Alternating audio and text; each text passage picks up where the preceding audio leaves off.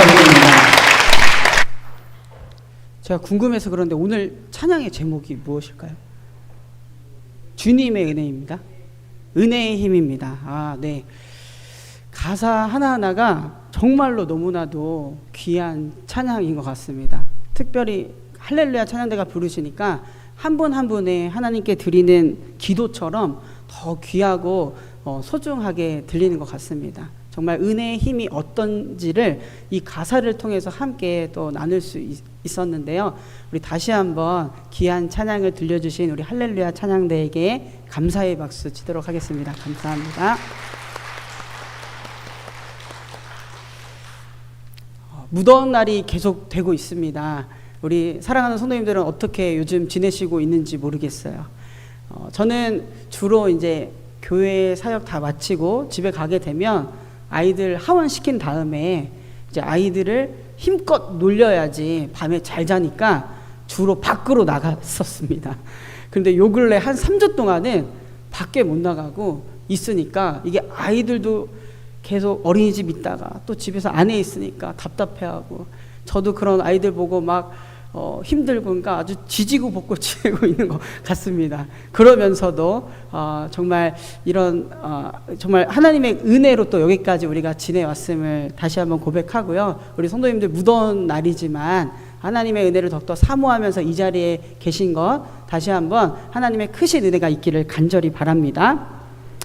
한 사람이요 어떤 인생을 살아왔는가 보려면 그 사람이 한 말보다 그 사람이 어떠한 삶의 걸음을 걸어왔는지를 보는 것이 참 중요하다라고 생각을 합니다. 그 사람이 그냥 나는 이런 말을 해왔다 보다 나는 이런 삶을 살아왔다라고 보여주는 건 말이죠. 그 사람 입만 살았어. 괜히 이런 말이 나오는 게 아니겠죠. 제가 참 좋아하는 시가 있는데요. 박노해 시인의 사랑은 발바닥이다 라는 그런 시예요. 제가 한번 천천히 읽어 드릴 테니까 한번 눈으로 따라와 주시면 좋을 것 같습니다. 머리는 너무 빨리 돌아가고 생각은 너무 쉽게 뒤바뀌고 마음은 날씨보다 변덕스럽다.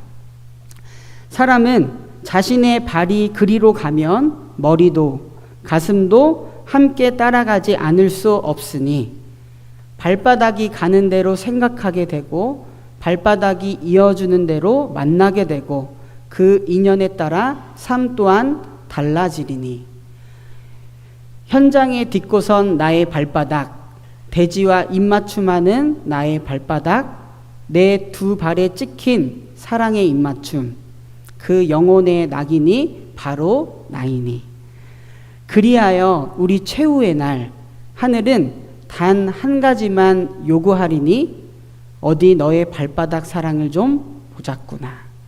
네, 이런 시입니다.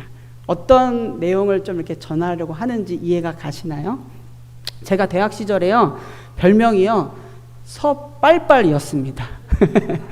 왜 그랬냐면 하도 빨빨거린다고 해서 그런 별명을 들었었는데요. 시골에 있다가 이 상경해서 서울에 있으니까 너무 좋은 거예요. 가보고 싶은 곳도 많고 보고 싶은 것도 많고 그래서 혼자서나 또한 다른 사람과 함께 막 여기저기를 돌아다니고 그러곤 하였습니다. 또 사람과 만나는 것을 참 좋아합니다. 그래서 다른 사람과의 만남을 통해서도 배울 수 있다는 점이 있다라고 많이 생각을 해서 만났는데요. 약속이 많은 날에는 하루에 막 3번도 만나고 그랬어요. 막 밤 11시까지. 그때 아마 저의 발바닥의 그런 반경을 보면 아마 어마어마했을 거예요. 그때 제 동기가 했던 말이 기억이 나요. 야, 충식아, 너가 학교 총학생 회장보다 더 바쁜 것 같아. 이렇게 말을 듣기도 했으니까요. 그때 저의 기준은 명확했습니다. 내가 가보지 않은 새로운 곳을 간다. 또 내가 흥미있는 곳을 간다. 또 내가 만나고 싶은 곳을, 내가 만나고 싶은 사람을 만난다. 또 나에게 도움이 될 만한 사람들을 만난다. 라고 해서 저의 그런 발바닥 반경의 기준은 아주 명확했습니다. 그 기준에는 분명히 제가 있었죠. 내가 하고 싶은 것, 내가 만나고 싶은 것, 나에게 도움이 되고 싶은 것 말이죠. 그러나 지금은 어떨까요? 저의 그런 발바닥 반경을 제가 살펴보았거든요. 거의 교회와 집이 전부입니다. 하나님께서 제 길을 이곳 정릉으로 인도해 주셔서 이렇게 귀한 정릉교회를 섬기게 되었고요. 또한 하나님께서 만나게 해주신 배우자와 또 하나님께서 선물과 같이 허락해 주신 아이들을 통해서 가정의 소중함을 느끼고 있는 그런 중입니다. 한 가지 질문을 해보고 싶어요. 여러분의 발바닥 사랑은 어디를 향하게 있고 또 누구를 향해 있나요? 오늘 말씀을 통해서 우리가 믿고 따르겠노라고 고백하던 예수님의 발바닥 사랑은 어디를 향했는지 또 누구를 향했는지 한번 살펴보고자 합니다. 그래야만 예수님을 참으로 따르겠다라는 우리의 삶이 정말 제자로서의 삶으로 가능할 것이기 때문이죠. 오늘 본문을 보면요, 이렇게 시작합니다.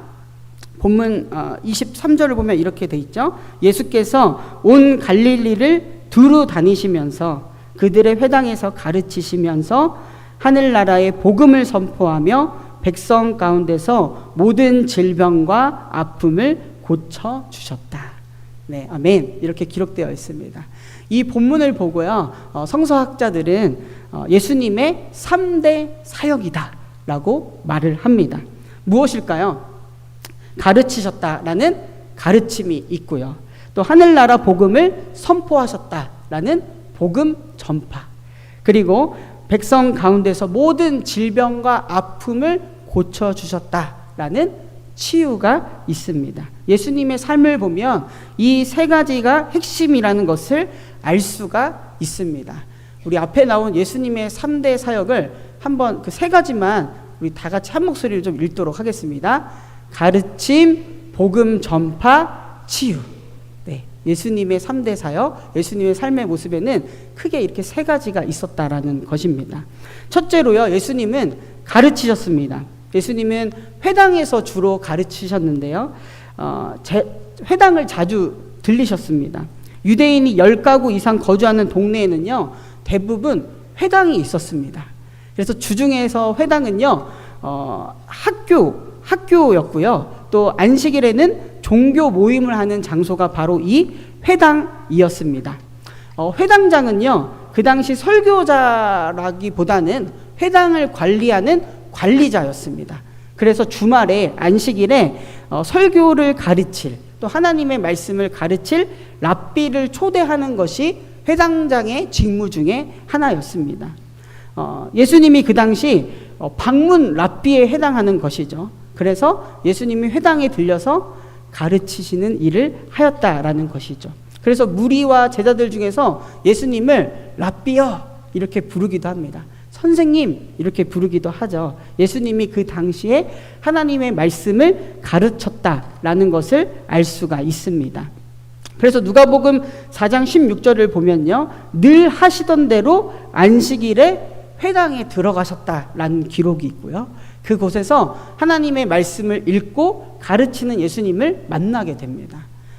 그 당시 그 유대인들에게는 삶의 중심지였던 회당에 들어가서 하나님의 말씀을 가르쳤던 분이 바로 예수님이셨다라는 것이죠. 또한 예수님은 회당에서뿐만이 아니라 성전에서도 하나님의 말씀을 가르치셨는데요. 요한복음 7장 14절을 보면 이렇게 기록되어 있습니다. 명절이 중간에 접어들었을 즈음에 예수께서 성전에 올라가셔서 가르치셨다라고 기록되어 있습니다.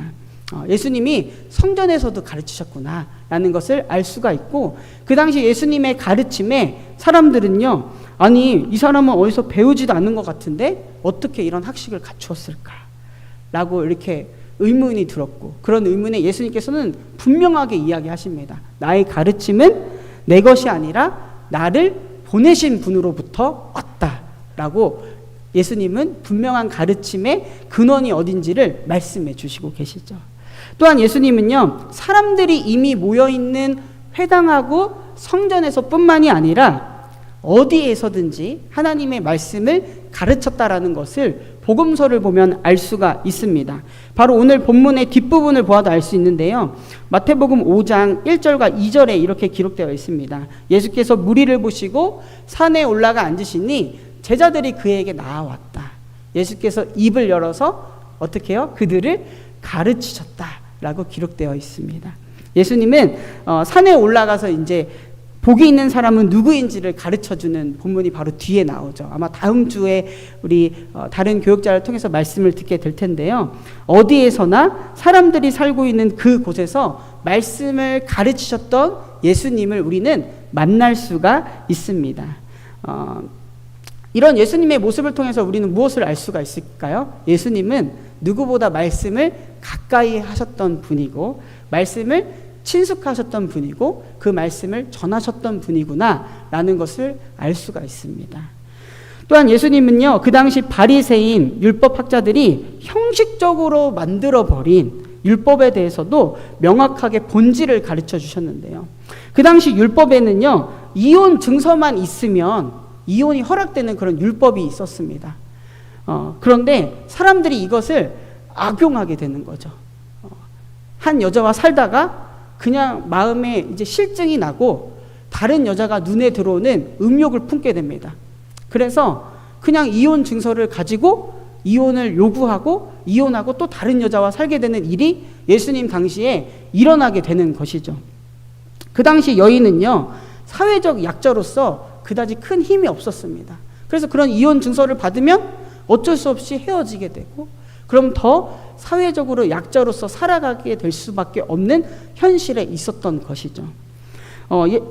분명히 율법적으로 보았을 때는 아무런 문제가 없습니다. 이혼 증서를 통해서 이혼한 일이니까 말이죠. 그러나 예수님은 그 본질을 아시고 분명하게 이야기하셨습니다.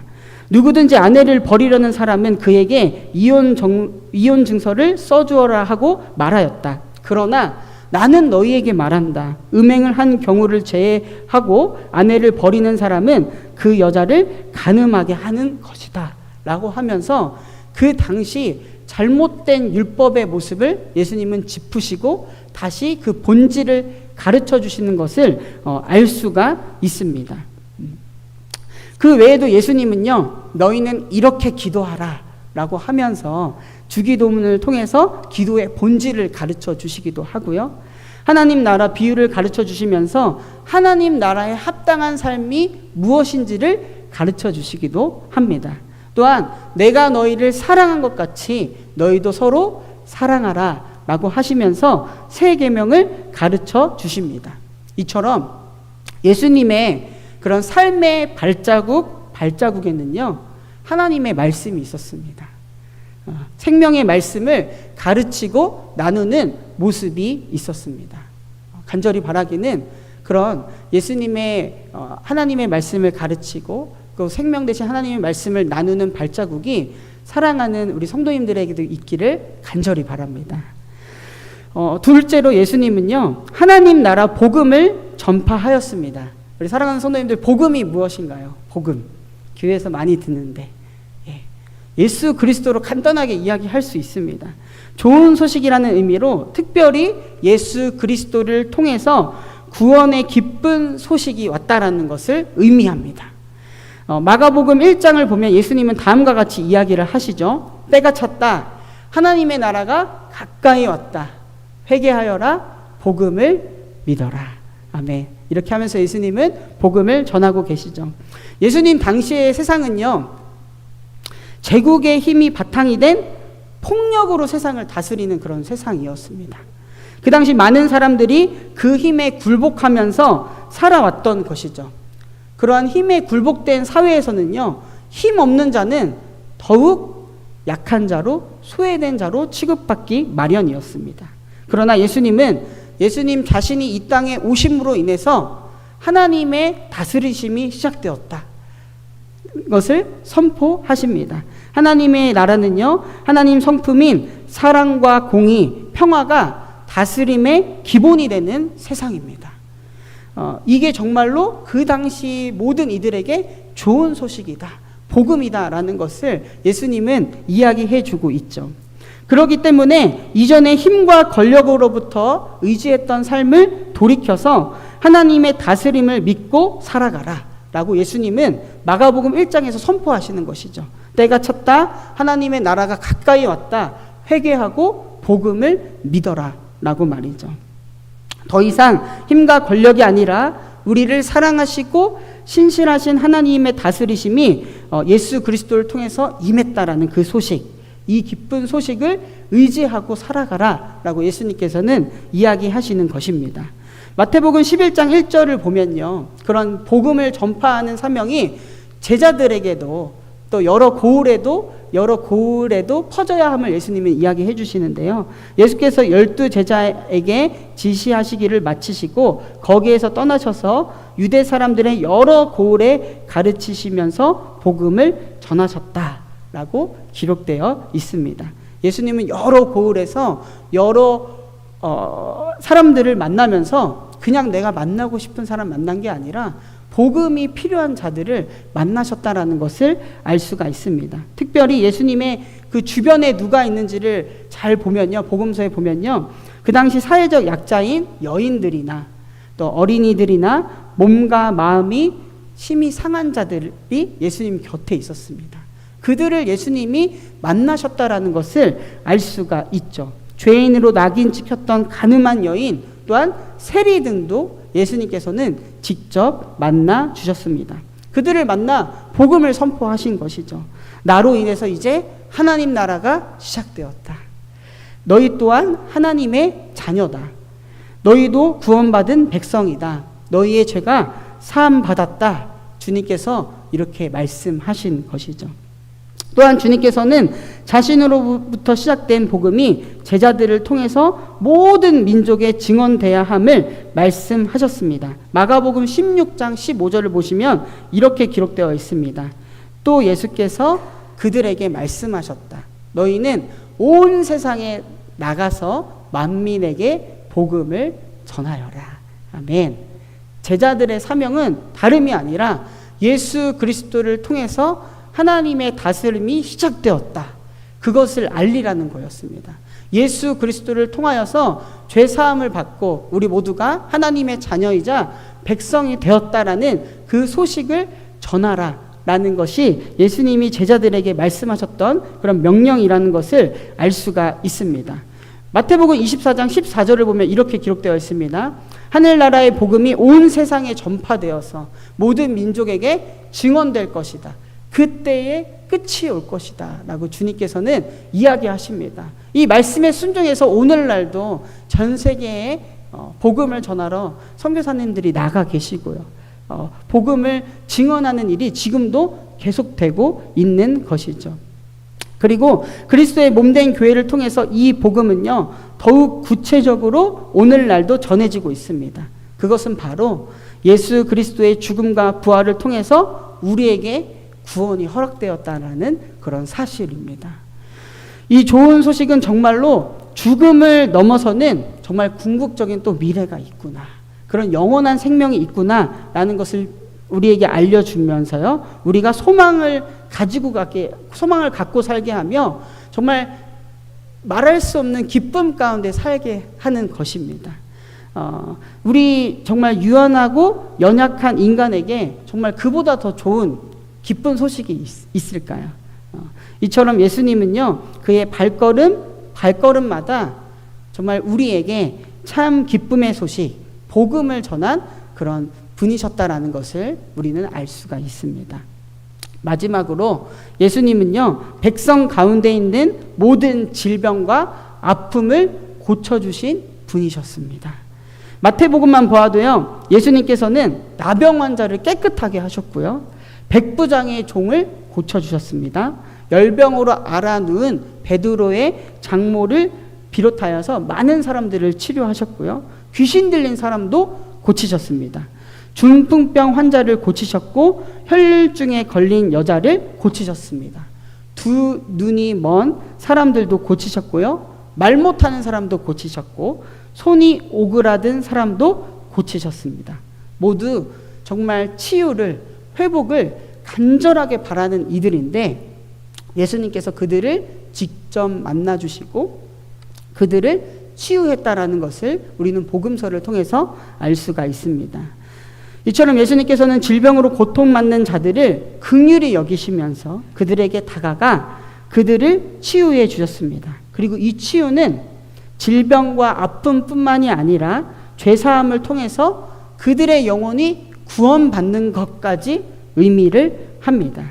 그리고 이 치유된 자들은 그 자기들의 회복을 통해서, 치유됨을 통해서 하나님께 영광을 돌리게 되죠. 하나님이 정말 살아계시는 분이다. 하나님이 우리의 삶을 살아계셔서 다스리시는 분이다. 영광 돌리게 하는 목적이 또 이 치유에 있음을 우리는 말씀을 통해서 알게 됩니다.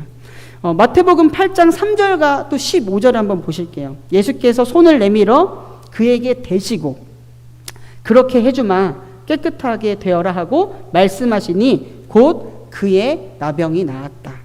15절은 또 이렇게 기록되어 있습니다. 예수께서 그 여자의 손에 손을 대시니 열병이 떠나가고 그 여자는 일어나서 예수께 시중을 들었다라고 기록되어 있습니다.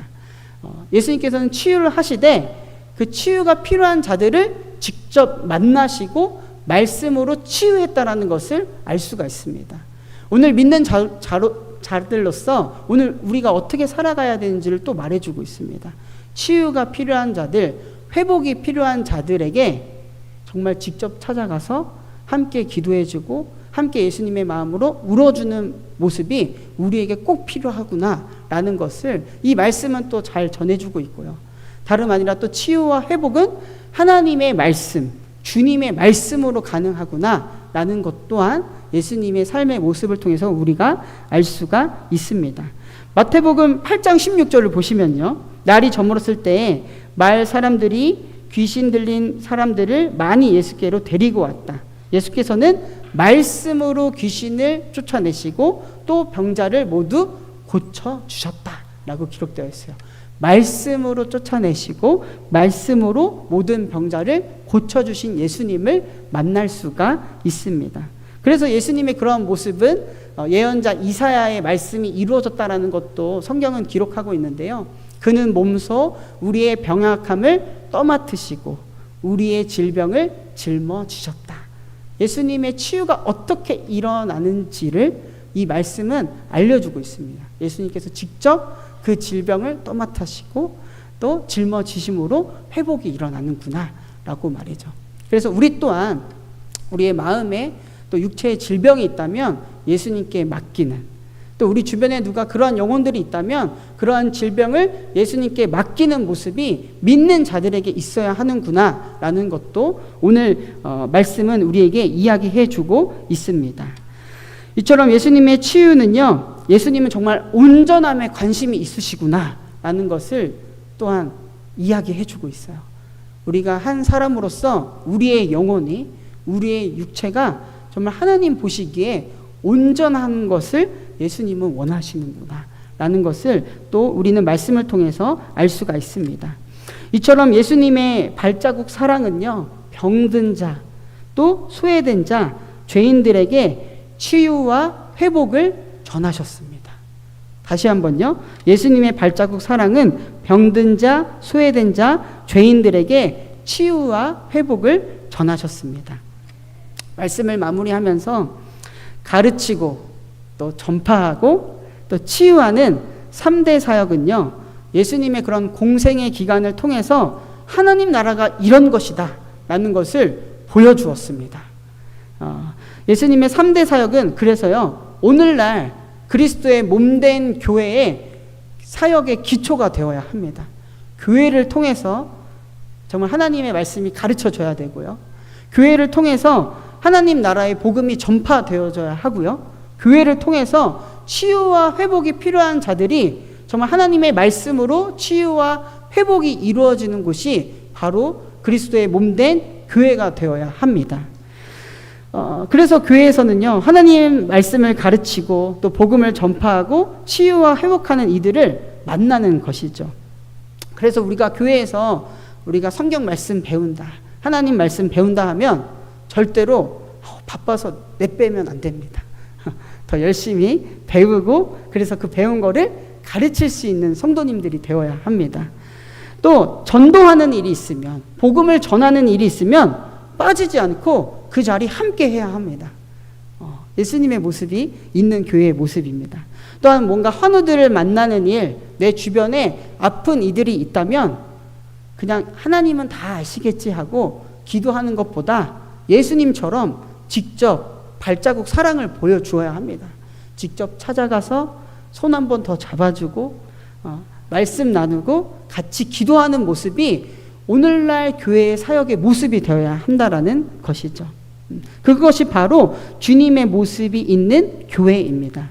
또한 예수님의 생명의 말씀을 거르치는 발걸음, 하나님 나라 복음을 전하는 발걸음, 또 사람들 가운데서 모든 질병과 아픔을 치유하는 발걸음이 예수님을 믿는 이곳에 있는 사랑하는 성도님들 한 명 한 명의 발걸음을 통해서 이어져야 합니다. 꼭 그렇게 될 줄로 믿습니다. 제가 오늘 말씀 제목을요, 예수님의 발자국의 포개요 라고 지었어요. 예수님의 발자국의 포개요.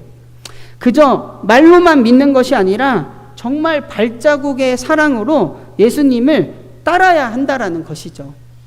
이 시대는 더욱 예수님의 발자국에 포개는 이들, 믿는 자들이 더욱 있어야 하는 시대, 그렇게 절실히 있어야 하는 시대인 줄 믿습니다.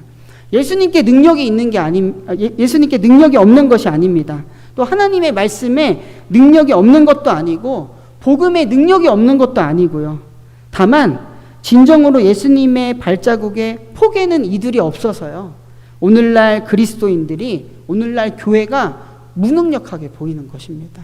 우리는 이 지점에 대해서 정말 다시 한번 우리의 삶을, 우리의 신앙을 되돌아보아야 합니다. 정말 나의 발자국에는 예수님과의 발자국 같이 하나님의 말씀을 가르치고 전하는 그런 발자국의 모습이 있는가? 나의 삶의 발자국에는 하나님 나라를 전하는 그런 발자국이 있는가? 나의 삶의 발자국에는 예수님과 같이 정말 병들고 아픈 자들과 함께 하고자 하는 그런 발자국이 있는가 말이죠. 진정으로 예수님의 발자국에 포개는 이들이 없어서 힘과 권력에 굴복하는 세상과 별다를 것 없는 그런 그리스도인이 아니라 진정으로 예수님의 발자국 하나하나에 포개는 그리스도인, 그래서 예수님의 능력이 있는 그리스도인이 이 시간 사랑하는 모든 성도님들 되기를 간절히 바랍니다. 예수님의 발자국을 자세히 보면요, 그 발자국에는요, 십자가를 향한 발자국도 있고요, 부활을 향한 발자국도 있고요, 더 나아가서요, 진정한 또 영원한 생명을 누리는 그런 발자국도 있게 됩니다. 우리가 그것을 알게 될 때 그런 예수님을 더욱 따라갈 수 있는 것이죠. 우리 사랑하는 성도님들, 제가 서두에 말한 시인의 고백처럼요, 여러분의 발바닥이 가는 대로요 생각하게 돼 있어요. 발바닥이 이어주는 대로 또 사람을 만나게 되어 있거든요. 과연 여러분은 누구를 따르고 여러분을 따르는 이들은 누구인가요? 여러분의 발자국에는 진정 예수님의 흔적이 남아 있나요? 삶의 현장에 딛고선 여러분의 발자국이요, 곧 여러분을 말할 거예요. 한번 그래서 잘 생각해 보았으면 좋겠어요. 나의 발바닥은 과연 어디에 많이 찍혀 있는가 말이죠. 지금 여러분은 어디에 서 있고 어디를 향해 가고 있나요?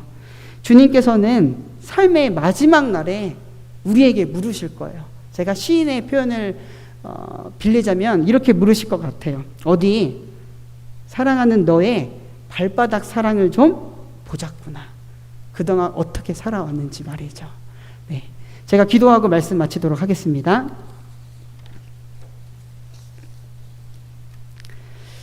사랑하는 주님, 가르치고 복음을 전하고 치유하는 주님의 발자국이 오늘 우리에게도 있게 하여 주시옵소서. 말로만 고백하는 신앙, 교회 안과 교회 밖에서 다른 신앙이 아니라 예수님의 발자국에 포개어 우리의 삶에 십자가가 있게 하시고 부활이 있게 하시고 진정한 생명의 능력이 있게 하여 주시옵소서. 오늘도 우리를 그러한 생명의 길로 인도하시는 성령님을 의지하는 사랑하는 정릉의 모든 성도들 되게 하여 주시옵소서. 이 모든 말씀 우리의 길이요 진리요 생명이 되시는 우리 구주 예수 그리스도의 이름으로 간절히 기도드립니다.